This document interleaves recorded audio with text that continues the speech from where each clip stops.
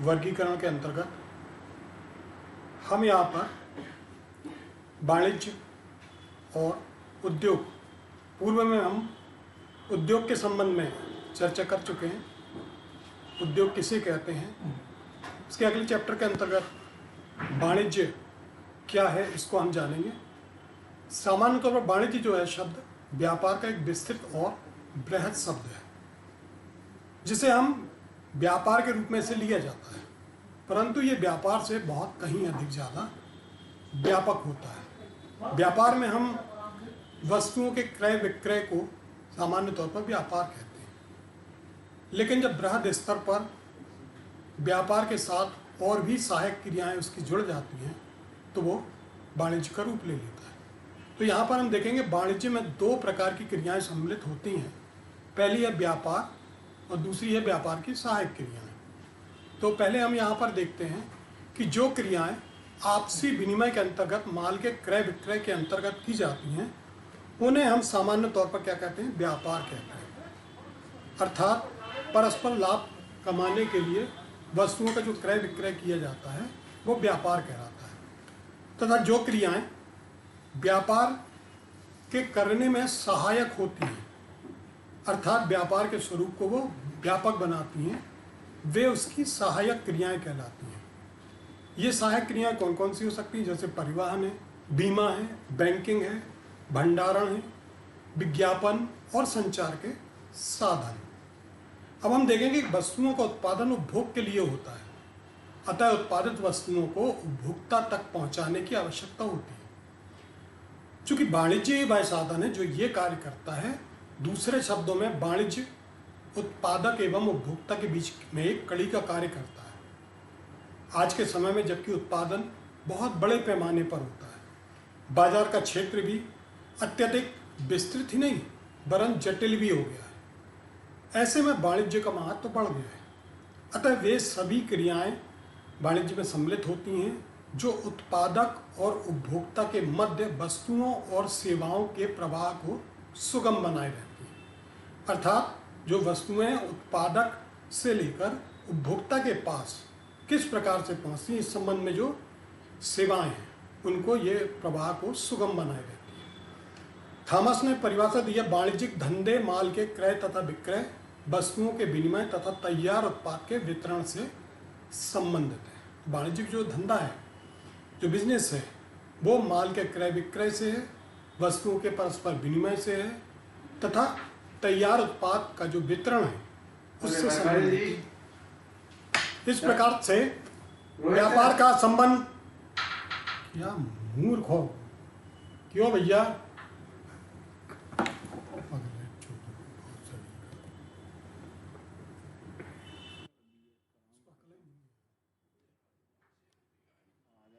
तो रहते मुस्तामिया जी रिकॉर्डिंग चल रही, आवाज दे दी है। आवाज नहीं। वाणिज्यिक धंधे माल के क्रय तथा विक्रय, वस्तुओं के विनिमय तथा तैयार उत्पादों के वितरण से संबंधित होता है। अर्थात जो बिजनेस है उसके अंतर्गत माल का क्रय विक्रय, जिसके तहत वस्तुओं का विनिमय, और जो तैयार उत्पाद है वो उसके उपभोक्ता तक के पहुंचने से, वितरण से संबंधित है। इस प्रकार से वाणिज्य का संबंध उन तमाम प्रक्रियाओं से है जो वस्तुओं व सेवाओं के विनिमय में व्यक्तियों, स्थान तथा समय की समस्या को दूर करता है। यहाँ पर व्यक्ति, व्यापार, स्थान की समस्याओं को दूर करता है। अब यहाँ हम देखेंगे वाणिज्य के कार्य कौन कौन से हैं।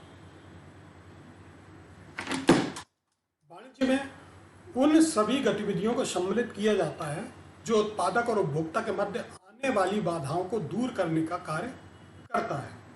वाणिज्य का प्रमुख कार्य निम्न बाधाओं को दूर करना है।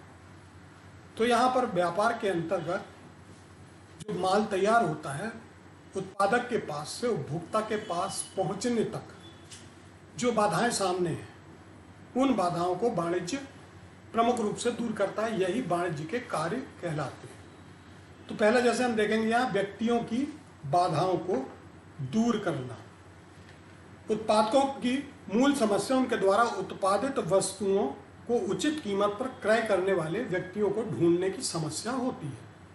तो यहाँ पर जो है उत्पादित वस्तु के लिए क्रय करने वाले व्यक्तियों को ढूंढने की उत्पादक मदद करता है, अर्थात उत्पादक व उपभोक्ता के बीच व्यापार के संबंध में स्थापित करने में मदद करता है। तो ये पहली जो कार्य है व्यक्ति की बाधा दूर करना। दूसरा है विनिमय संबंधी बाधा है। चूंकि क्रेता और विक्रेता के बीच दूरी अधिक होती है, सौदा होते ही भुगतान आवश्यक होता है। यहाँ उत्पादक विक्रेता तत्काल में भुगतान चाहता है, तो वहीं क्रेता अपने घर से भुगतान करना चाहता है। तो यहाँ जो विनिमय की बाधा है, भुगतान की बाधा है, वो बीमा बैंक के द्वारा जो है ये विनिमय की बाधा दूर होती है। तीसरी जो बाधा आती है स्थान संबंधी बाधा। स्थान संबंधी बाधा से तात्पर्य यहाँ पर कि उत्पादक से उपभोक्ता तक माल पहुँचने की स्थान। यहाँ पर दोनों के मध्य संबंध स्थापित करने वाले परिवहन की भूमिका होती है। जल मार्ग, वायु मार्ग, सड़क मार्ग तथा परिवहन के साधन रेल, मालवाहक गाड़ी, मालवाहक विमान व जहाज के स्थान माध्यम से स्थान संबंधी बाधाओं को दूर किया जाता है। साथ ही यहाँ पर माल को सुरक्षित रखने के लिए पैकिंग की व्यवस्था भी की जाती है। तो ये स्थान संबंधी बाधाओं को दूर करता है। वहीं जोखिम की बाधा, जब माल को एक स्थान से दूसरे स्थान भेजते हैं तो अनेक प्रकार की जोखिम की संभावना होती है। माल के चोरी जाने की संभावना होती है, कभी आग लग जाए या कोई दुर्घटना हो जाए या किसी प्रकार की प्राकृतिक आपदा हो जाए, इससे माल के नष्ट होने की संभावना होती है, जिससे उत्पादक को नुकसान होता है। तो इस नुकसान की भरपाई जो है बीमा के द्वारा पूरी की जा सकती है। तो ये वाणिज्य का कार्य है, बीमा के द्वारा जो है जोखिम की बाधा को दूर करना। फिर समय की बाधा है। माल को उत्पादित करके उत्पादनकर्ता अपने पास रखा रहता है, आवश्यकता पड़ने पर उपभोक्ता के पास समय पर वो माल को पहुंचाता है। तो माल को सुरक्षित रखने के लिए भंडार गृह की आवश्यकता होती है, वस्तुओं को संग्रहण करने की आवश्यकता होती है। तो यहाँ पर समय संबंधी जो बाधा है भंडार गृह के माध्यम से दूर होती है। अंत में सूचना संबंधी बाधा। उचित प्रकार से हम सूचना तंत्र विज्ञापन के माध्यम से उपभोक्ताओं को उत्पादन की अधिक से अधिक जानकारी प्रदान करते हैं और उनका प्रचार प्रसार करते हैं। तो यहाँ पर जो है उपभोक्ताओं को सूचना संबंधी जो बाधा है वो यहाँ पर विज्ञापन के माध्यम से दूर होती है। तो ये है वाणिज्य के कार्य। और अब यहाँ पर हम देखेंगे कि व्यापार क्या है। व्यापार जो है लाभ कमाने के उद्देश्य से वस्तुओं के क्रय विक्रय को हम व्यापार कहते हैं। यहाँ क्रेता और विक्रेता के बीच परस्पर विनिमय लाभ प्राप्ति के उद्देश्य से वस्तुओं का क्रय विक्रय किया जाता है। तो यहाँ पर क्रेता और विक्रेता के बीच विनिमय होता है, जिससे दोनों को परस्पर लाभ होता है। अब यहाँ देखने वाली बात है कि विनिमय जो हो रहा है वो कैसा होना चाहिए, प्रॉपरली वैधानिक होना चाहिए। यहाँ हम देखेंगे व्यापार की विशेषता। पहली विशेषता लाभ प्राप्ति का उद्देश्य। व्यापार जब भी किया जाता है लाभ प्राप्ति के लिए ही किया। विशेषताएं क्या हैं? सबसे पहली विशेषता लाभ प्राप्ति का उद्देश्य। तो व्यापार तभी कहलाता है जब उसमें लाभ सम्मिलित हो।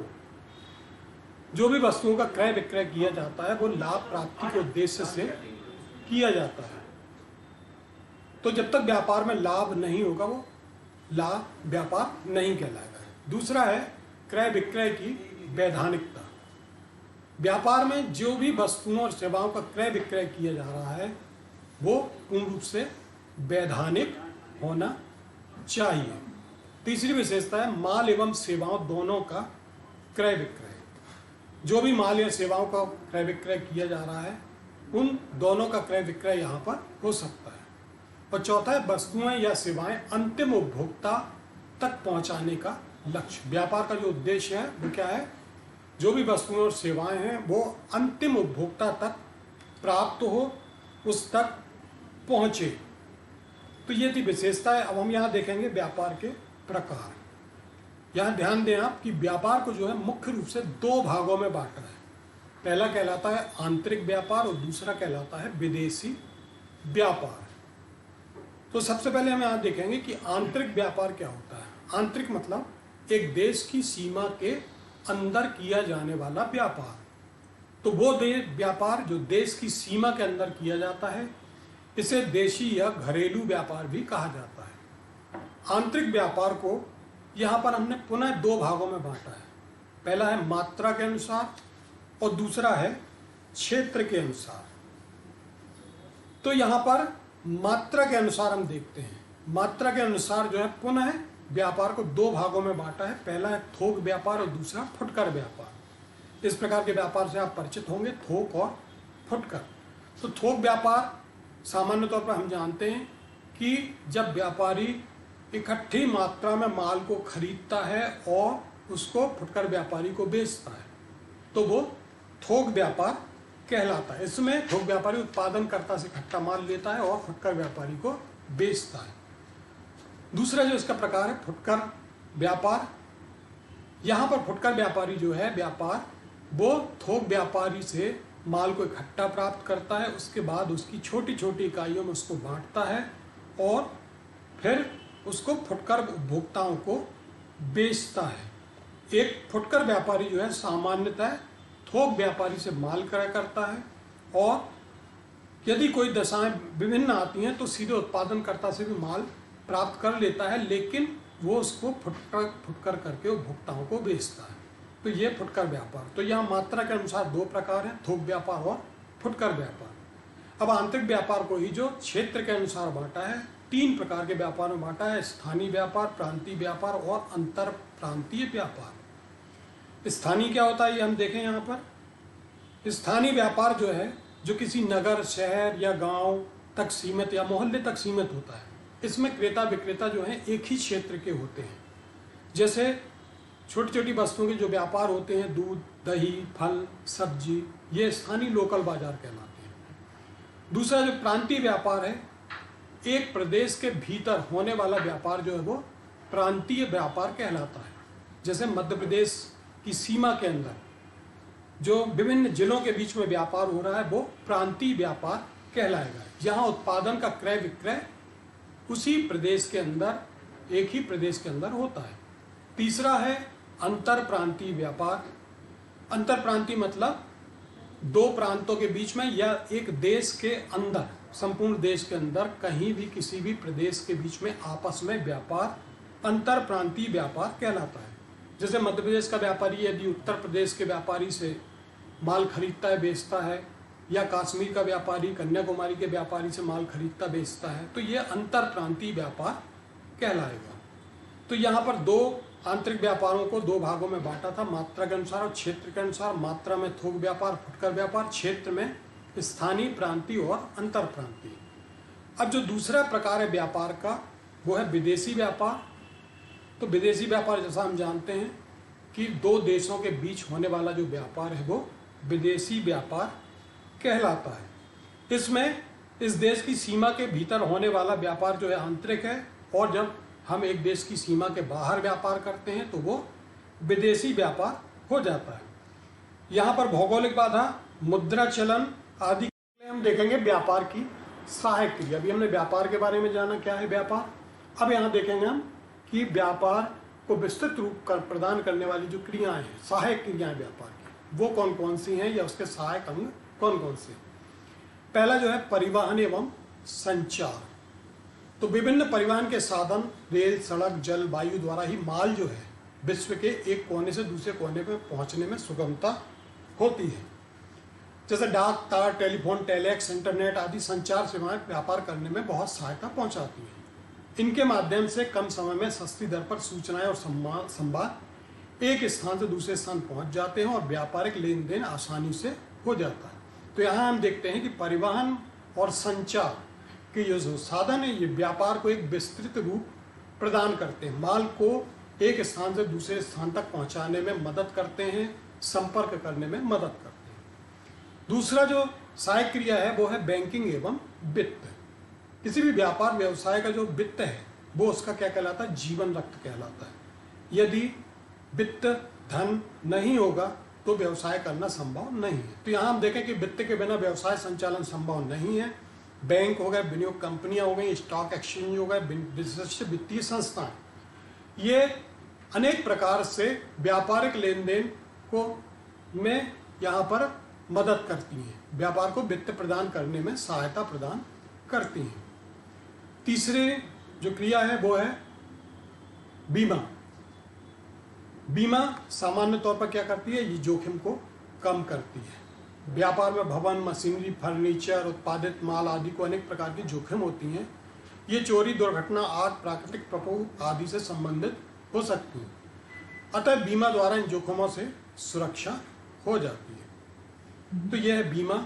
वहीं हम देखते हैं भंडारण। भंडारण क्या है, माल को जहां पर हम सुरक्षित एक स्थान पर रख सकते हैं। तो चूंकि उपभोक्ताओं की मांग जो है समय समय पर बदल जाती है, इसलिए वस्तु का भंडारण आवश्यकता होती है। तो मांग को पूरा करने के लिए मांग के अनुरूप वस्तु की आपूर्ति संभव नहीं हो पाती, क्योंकि उत्पादन प्रक्रिया में थोड़ा समय लगता है। अतः भंडारण जो है व्यवसायियों को इस समस्या को हल करने में मदद करता है। इससे वस्तु की कीमतों में भी अत्यधिक उतार चढ़ाव नहीं होते। तो ये भंडार गृह या गोदाम गृह है। अगली जो सेवा है वो है विज्ञापन। विज्ञापन जो है वो प्रचार प्रसार का काम करता है। तो वर्तमान का बाजार जो है बहुत व्यापक और जटिल है। प्रत्येक उत्पाद के बारे में व्यक्तिगत जानकारी प्राप्त करना उपभोक्ता के लिए संभव नहीं होता। अतः वस्तुओं की संपूर्ण जानकारी हेतु विज्ञापन आवश्यक है। विज्ञापन उपभोक्ता सृजन में मदद करते हैं। प्रभावशाली विज्ञापन के नए तरीके व विशिष्ट व्यक्ति तथा संस्थाएं इस प्रकार की सेवाएं प्रदान करती हैं। तो ये हैं व्यापार की सहायक क्रियाएं। यहाँ हम देखेंगे व्यापार वाणिज्य उद्योग में अंतर। व्यापार क्या है, वाणिज्य क्या है, उद्योग क्या है, इनके बीच में अंतर क्या है। तो व्यापार क्या है, वास्तव में वस्तुओं का क्रय विक्रय है। वाणिज्य जो है क्रय विक्रय की जाने वाली वस्तुओं को उत्पादक से उपभोक्ता तक पहुंचाने में ये सहायक होती है। परिवहन, बीमा, संचार, विज्ञापन जो भी हमने पढ़ी ये वाणिज्य में के अंतर्गत आती है। फिर उद्योग का आशय क्या है, जो माल है उसका रूप परिवर्तित करके उन्हें उपभोग के योग्य बनाना। फिर व्यापार का क्षेत्र की बात करें हम, तो व्यापार का क्षेत्र छोटा होता है, संकुचित होता है। इसमें आंतरिक एवं विदेशी व्यापार को सम्मिलित किया जाता है। जबकि वाणिज्य का क्षेत्र व्यापक है, विस्तृत है। इसमें बैंक, बीमा, परिवहन, भंडारण आदि सम्मिलित है। वहीं उद्योग का क्षेत्र और अत्यधिक विस्तृत है, क्योंकि इसमें विभिन्न औद्योगिक क्रियाएं जैसे निष्कर्षण उद्योग, निर्माणी उद्योग, रचनात्मक उद्योग आदि विभिन्न प्रकार के उद्योगों को सम्मिलित किया गया है। विनियोग की बात करें तो व्यापार में कम पूंजी से व्यापार को प्रारंभ किया जा सकता है, उसको संचालित किया जा सकता है। वहीं वाणिज्य, इसमें हमें अधिक पूंजी लगती है और इसके लिए स्थायी पूंजी की कम तथा कार्यशील पूंजी अधिक आवश्यकता होती है। वहीं उद्योग में सर्वाधिक पूंजी की आवश्यकता होती है। बड़ी बड़ी मशीनरी, प्लांट, कारखाना बनाने के लिए ज़्यादा मात्रा में पूंजी लगती है। तो यहाँ स्थायी तथा परिवर्तनशील दोनों के लिए हमें अधिक पूंजी की आवश्यकता होती है। फिर जोखिम, व्यापार में अपेक्षाकृत जोखिम कम होता है। फिर वाणिज्य में भी अपेक्षाकृत कम जोखिम होते हैं। इसके कारण व्यापारिक सेवाओं का निरंतर बने रहना है। फिर उद्योग में अधिक जोखिम होता है। अनेक उद्योग हैं कि व्यापार का आधार जो है वो है वाणिज्य है। और वाणिज्य का देखें हम तो वाणिज्य का आधार जो है उद्योग तथा पेशा है। वहीं उद्योग जो है इसका आधार आधुनिक व्यवसाय है, जिसमें व्यापार और वाणिज्य सभी सम्मिलित है। फिर पूंजी पर प्रतिफल, व्यापार के अंतर्गत हम देखें तो इसमें विनियोग के अनुसार अपेक्षाकृत कम प्रतिफल मिलता है। जो व्यापार में विनियोग किया जाता है उसमें प्रतिफल कम प्राप्त होता है, जबकि वाणिज्य में विनियोग पर कम प्रतिफल की प्राप्ति होती है। वहीं उद्योग में विनियोजित पूंजी पर सर्वाधिक प्रतिफल की प्राप्ति होती है। सबसे अधिक जो पूंजी पर प्रतिफल प्राप्त होता है, लाभ प्राप्त होता है, वो उद्योग में होता है। वहीं कार्य स्थान की बात करें हम तो व्यापार में व्यापार क्रियाएं बाजार में संपन्न होती हैं, जबकि वाणिज्य में जो क्रियाएं हैं इसमें वस्तु एक स्थान से दूसरे स्थान पर हस्तांतरित होती है। वहीं उद्योग एक निश्चित स्थान पर स्थापित होते हैं। यह प्लांट या फैक्ट्री के रूप में हो सकता है। यहाँ कुछ प्रश्न हम देखेंगे इस व्यावसायिक क्रियाओं के वर्गीकरण के अंतर्गत, जिनको हम पूर्व में अध्ययन कर चुके हैं उद्योग के संबंध में। उसके प्रश्न यहाँ पर हैं। उद्योग का अर्थ एवं इसकी विशेषताएं बताइए। दूसरा, उद्योग का अर्थ, इसके विभिन्न प्रकारों को समझाइए। तीसरा उद्योगों का महत्व समझाइए। और अभी जो हमने समझा उसमें वाणिज्य से आशय, उसके कार्यों की व्याख्या, व्यापार का अर्थ एवं उसकी विशेषताएं, व्यापार का अर्थ एवं उसके प्रकारों को समझाइए, व्यापार के सहायक क्रियाओं की विवेचना कीजिए, व्यापार वाणिज्य एवं उद्योग का संबंध समझाइए, यदि व्यापार वाणिज्य का भाग है तो उद्योग इसका आधार है, समझाइए। और वाणिज्य एवं उद्योग में अंतर स्पष्ट कीजिए। और अंतिम जो है व्यापार एवं उद्योग में 5 अंतर बताइए। यहाँ पर आप जो है कंबाइंड रूप से व्यापार वाणिज्य और उद्योग में अंतर को आप स्पष्ट रूप से तीनों को एक साथ लिख सकते हैं।